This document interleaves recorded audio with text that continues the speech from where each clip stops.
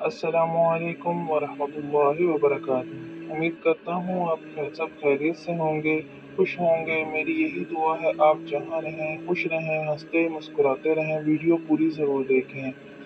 یزید 39 سال کی عمر میں مر گیا۔ اس کا بیٹا بھرپور جوان 19-20 سال کی عمر میں 3 برائے اعظم کی خلافت پر بیٹھا۔ عمر 19-20 سال، جوانی، پاگل پن، بے ہوشی۔ 40 دن حکومت کی، 41ویں دن اپنے سارے خاندان بنو امیہ کو اکٹھا کیا اور منبر پر آ کر بیٹھ گیا۔ کہنے لگا آج ایک بات کرنی ہے تم سے۔ انہوں نے کہا پتہ نہیں کیا اعلان کر رہا ہے۔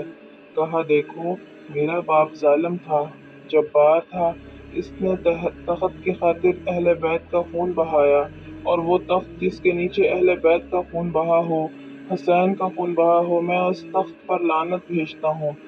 یہ رہا تمہارا تخت، جس کو چاہو دے دو۔ میں یہ جا رہا ہوں۔ طاہر صاحب رائے